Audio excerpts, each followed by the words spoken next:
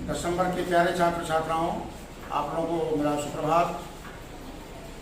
हरिहर काका कहानी जो बहुत ही लंबी कहानी है, इसको मैं कई पार्ट में आप लोगों को समझाने का प्रयास कर रहा हूँ। पार्ट 5 के अंत में मैं आपको बताया था कि साधु संत और महंत हरिहर काका से जबरन सादे कागज पर अंगूठे के निशान लिए, उन्हें मारा पीटा और बदतर हालत में कमरा में बंद करके सबके सब चले गए। हरिहर काका कमरा में बंद थे। जब पुलिस वाले आए थे तो हरिहर काका अंदर से किवाड़ को ढकढकाए। जब किवाड़ खोला गया तो हरिहर काका की जो हालत थी, यह देखकर उनके भाइयों की क्रोधाग्नि प्रबल हो गई। सबके सब इतने क्रोधित हो गए कि सोचे यदि अभी साधु संत और महंत होते तो उन्हें जीते जी नहीं छोड़ते। देखिए आगे क्या होता है। हरिहर काका के हाथ और पांव तो बांध ही दिए गए थे। साधु संत जो है हरिहर काका के हाथ और पांव बांध दिए थे। उनके मुंह में कपड़ा ठूंसकर उन्हें बांध दिया गया था। हरिहर काका जमीन पर लुढ़कते हुए दरवाजे तक आए थे और पैर से दरवाजे पर धक्का लगाया था। बोल नहीं सकते थे इसलिए कि उनके मुंह में कपड़ा ठूस दिया गया था। काका को बंधन मुक्त किया गया, मुंह से कपड़े निकाले गए। हरिहर काका ने ठाकुरबाड़ी के महंत, पुजारी और साधुओं की काली करतूतों का पर्दाफाश करना शुरू किया था। जो साधु नहीं, डाकू, हत्यारे और कसाई हैं। हरिहर काका बताए जिस तरह का दुर्व्यवहार और जिस तरह की प्रताड़ना उन्हें दी गई। कहते हैं ये साधु नहीं, ये डाकू हैं, ये हत्यारे हैं, ये कसाई हैं। उन्हें इस रूप में कमरे में बंद कर गुप्त दरवाजे से भाग गए। उन्होंने कई सादे और लिखे हुए कागजों पर जबरन उनके अंगूठे के निशान दिए। हरिहर काका ने देर तक अपने बयान दर्ज कराए। उनके शब्द शब्द से साधुओं के प्रति नफरत और घृणा व्यक्त हो रही थी। लोग साधुओं के प्रति श्रद्धा और सम्मान की भावना रखते हैं, लेकिन वे साधु नहीं, वे डाकू हैं। उनका कार्य जो है वह डाकुओं के कार्य से भी घृणित है। कहते हैं कि जीवन में कभी किसी के खिलाफ उन्होंने इतना नहीं कहा होगा जितना ठाकुरबाड़ी के महंत, पुजारी और साधुओं के बारे में कहा। जो व्यक्ति अपमानित होता है, प्रताड़ित होता है, यदि वह मितभाषी भी है तो इस प्रताड़ना के कारण वो अपनी भावना को रोक नहीं पाता है। उसकी भावना वाणी के रूप में प्रस्फुटित होती है। अब हरिहर काका पुनः अपने भाइयों के परिवार के साथ रहने लगे थे। इस घटना के बाद हरिहर काका फिर से अपने भाइयों के परिवार के साथ रहने लगे थे। इस बार उन्हें दालान पर नहीं, घर के अंदर रखा गया। सुरक्षा की दृष्टि से उन्हें दालान पर न रख करके कहाँ रखा गया? घर के अंदर। किसी बहुमूल्य वस्तु की तरह संयुक्त, जैसे हम कीमती सामान को अपने घर में गुप्त रूप से रखते हैं, उसी तरह से हरिहर काका को संजू कर छिपा कर रखा गया। उनकी सुरक्षा के लिए रिश्ते नाते में जितने सूरमा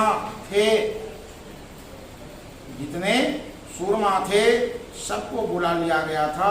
सूरमा कहते हैं वीर योद्धा को। हथियार जुटा लिए गए थे। 24 घंटे पहरे दिए जाने लगे थे।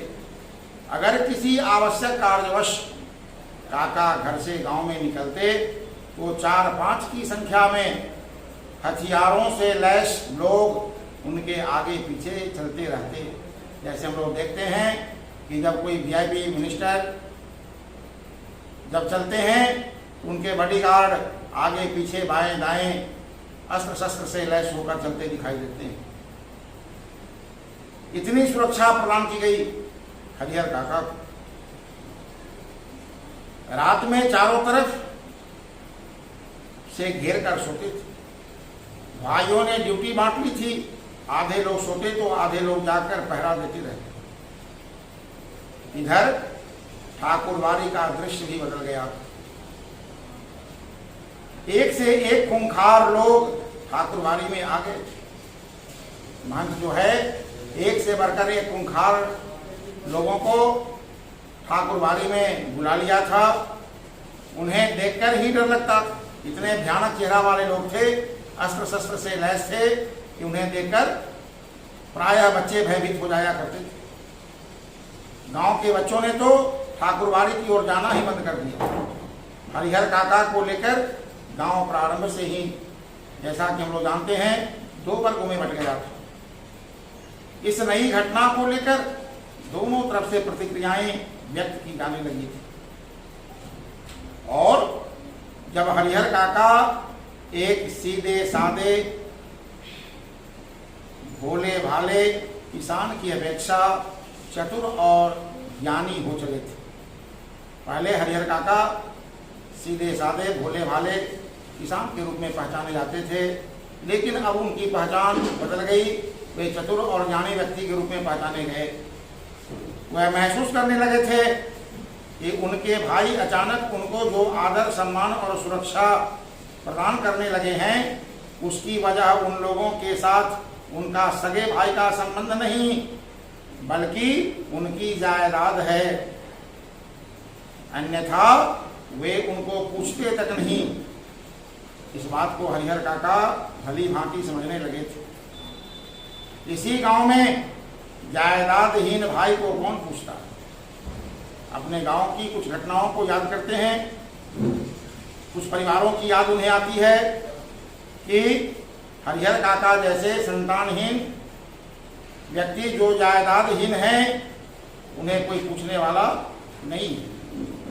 हरिहर काका को अब सब नजर आने लगा था। महंत की चिकनी चुपड़ी बातों के भीतर की सच्चाई भी अब वह जान गए। ठाकुर जी के नाम पर वह अपना और अपने जैसे साधुओं का पेट पालता। उसे धर्म और परमार्थ से कोई मतलब नहीं, वह अपना स्वार्थ सिद्ध करता। निजी स्वार्थ के लिए ही साधु होने और पूजा पाठ करने का ढोंग रचाया है। साधु के माने में महंत, पुजारी और उनके अन्य सहयोगी लोभी, लालची और कुकर्मी हैं। छल बल कल तब कलयुग में चल। किसी भी तरह धन अर्जित कर बिना परिश्रम किए आराम से रहना चाहते हैं।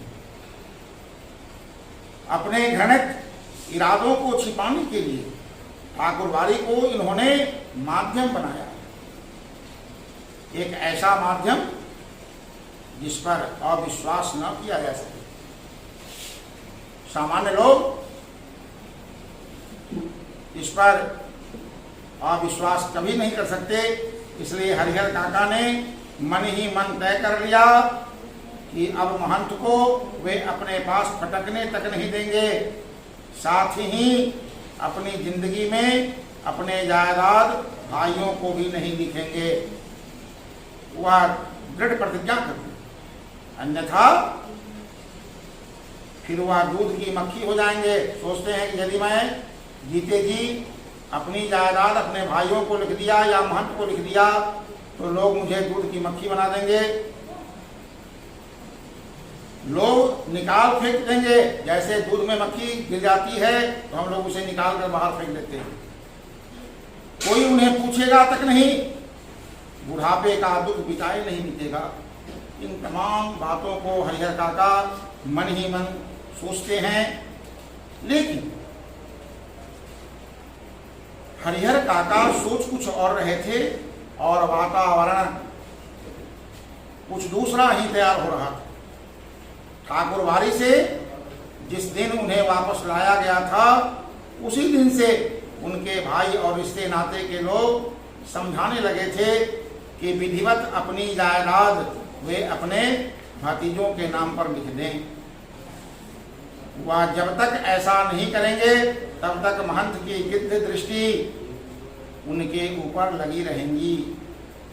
सिर पर मंडरा रहे तूफान से मुक्ति पाने के लिए उनके समक्ष अब यही एकमात्र रास्ता है। सुबह, दोपहर, शाम, रात गए तक यही चर्चा, चाहे सुबह में हो, दोपहर में हो, शाम में हो, रात में हो, हर समय यही चर्चा कि आप अपनी जायदाद भतीजों के नाम पर लिख दीजिए। लेकिन हरिहर काका साफ नकार जाते, कहते मेरे बाद तो मेरी जायदाद इस परिवार को स्वतः मिल जाएगी, इसलिए लिखने का कोई अर्थ नहीं। महंत ने अंगूठे के जो जबरन निशान लिए हैं उसके खिलाफ मुकदमा हमने किया ही है, इसलिए चिंता की कोई बात नहीं है। भाई जब समझाते समझाते हार गए तब उन्होंने डांटना और दबाव देना शुरू किया, इनको प्रेशर में लाना शुरू किया। लेकिन काका इस रास्ते भी राजी नहीं हुए। स्पष्ट कह दिया कि अपनी जिंदगी में वह नहीं लिखेंगे।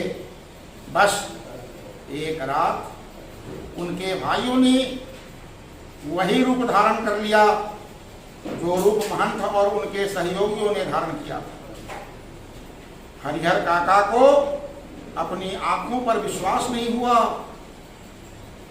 उनके वही अपने सगे भाई जो उनकी सेवा और सुरक्षा में तैयार रहते थे, उन्हें अपना अभिन्न समझते थे, जो उनकी नींद ही सोते और जागते थे, हथियार लेकर उनके सामने खड़े थे। कह रहे थे सीधे मन से कागजों पर जहां जहां जरूरत है अंगूठे के निशान बनाते चलो, अन्यथा मारकर यही घर के अंदर गाड़ देंगे। गांव के लोगों को कोई सूचना तक नहीं मिलने पाएगी। उनके भाई उन्हें धमकाने लगे। अगर पहले वाली बात होती तो हरिहर काका डर जाते। देखिए, बहुत मार्केबल बनती है कि अज्ञान की स्थिति में ही मनुष्य मृत्यु से डरते हैं। मानव को जब तक इस सत्य का ज्ञान नहीं होता कि मृत्यु ध्रुव सत्य है, तब तक वे मौत से डरते हैं। ज्ञान होने के बाद तो आदमी आवश्यकता पड़ने पर मृत्यु को वरण करने के लिए सहज तैयार हो जाते हैं। हरिहर काका ने सोच लिया है कि ये सब एक ही बार उन्हें मार दें, वह ठीक होगा। लेकिन अपनी जमीन लिखकर रमेशर की विधवा की तरह, रमेशर उनके गांव का एक व्यक्ति है जो मर चुका है, और उनकी विधवा की तरह शेष जिंदगी वे घुट घुट कर मरे, यह ठीक नहीं होगा। हरिहर काका सोच लिए कि रमेशर की विधवा की तरह मैं सारी जिंदगी घुट घुट कर मरूं, इससे अच्छा है कि ये लोग एक बार में मुझे मार दे।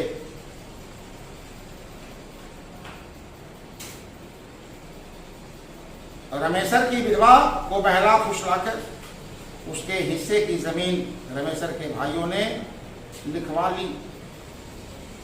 शुरू में तो उसका खूब आदर मान किया गया, लेकिन बुढ़ापे में उसे दोनों जून यानी दोनों शाम खाना देते भी उन्हें अखरने लगा। अंत में तो उसकी वह दुर्गति हुई कि गांव के लोग देखकर सिहर जाते। हरिहर काका को लगता है कि अगर रमेशर की विधवा ने अपनी जमीन नहीं लिखी होती तो अंत समय तक लोग उसके पांव पखारते होते, यानी उसका सम्मान करते रहते। हरिहर काका गुस्से में खड़े हो गए और गरजते हुए कहा, मैं अकेला हूं, तुम सब इतने हो, ठीक है, मुझे मार दो, मैं मर जाऊंगा, लेकिन जीते जी एक धूर जमीन भी तुम्हें नहीं लिखूंगा। तुम सब ठाकुरवाड़ी के महंत पुजारी से तनिक भी कम नहीं। यदि वे लोग नागनाथ थे तो तुम लोग सांपनाथ हो। तुम मार दो, मैं मर जाऊंगा, लेकिन जीते जी जमीन नहीं लिखूंगा। देखते हैं कैसे नहीं लिखोगे। लिखना तो तुम्हें है ही, चाहे हंस के लिखो या रो के लिखो। उनके भाइयों ने उन्हें धमकाया। हरिहर काका के साथ उनके भाइयों की हाथापाई शुरू हुई। हरिहर काका अब उस घर से निकलकर बाहर गांव में भाग जाना चाहते थे, लेकिन उनके भाइयों ने उन्हें मजबूती से पकड़ लिया था। प्रतिकार करने पर, विरोध करने पर अब वे प्रहार भी करने लगे थे, यानी उनको मारने लगे थे। हरिहर काका कई लोगों से जूझ सकने में असमर्थ थे, क्योंकि ये तो वृद्ध हो गए थे, अकेला थे, वे लोग काफी संख्या में थे। उनसे संघर्ष करना इनके लिए संभव नहीं था। फलस्वरूप उन्होंने अपनी रक्षा के लिए खूब जोर जोर से चिल्लाना शुरू कर दिया। अब भाइयों को चेत आया कि मुंह तो उन्हें पहले ही बंद कर देना चाहिए था, जैसा साधु संत सब किया था।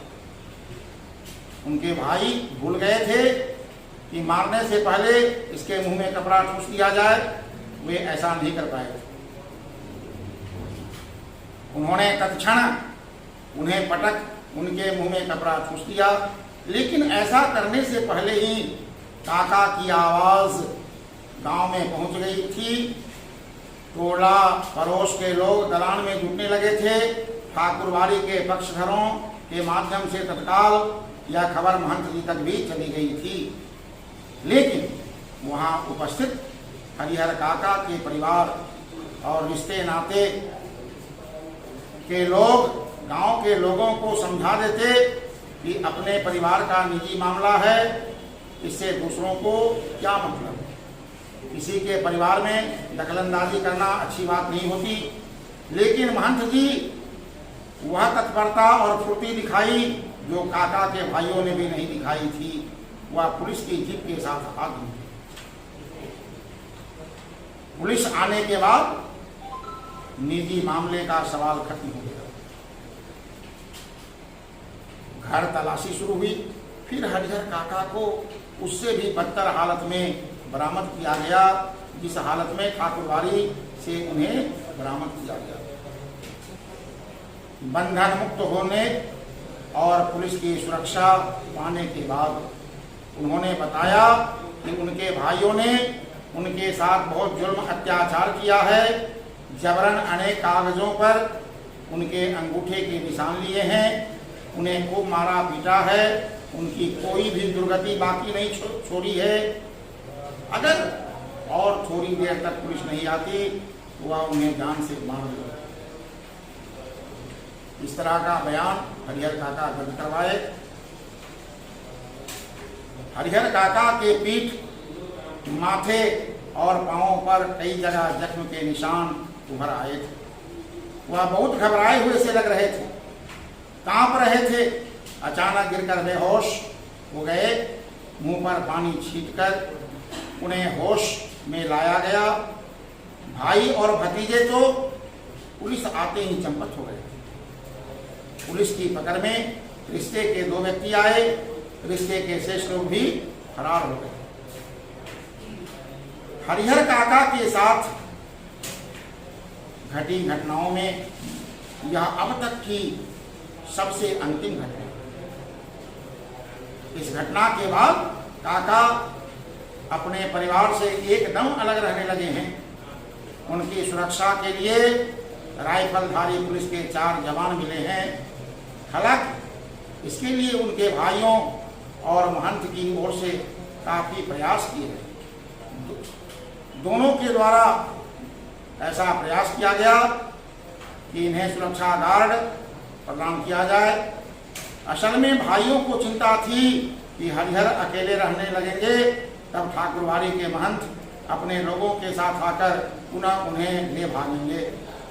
और यही चिंता महंत जी को भी थी कि हरिहर को अकेला और असुरक्षित पा उनके भाई पुनः उन्हें धर दबोचेंगे।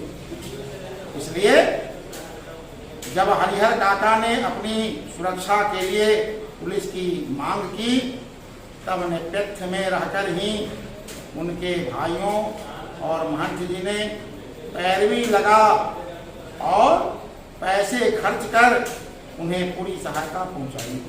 नेपथ्य का अर्थ होता है पर्दे के अंदर, यानी बिना उजागर किए हुए। यह उनकी सहायता का ही परिणाम है कि एक व्यक्ति की सुरक्षा के लिए गांव में पुलिस के 4 जवान तैनात कर दिए गए हैं।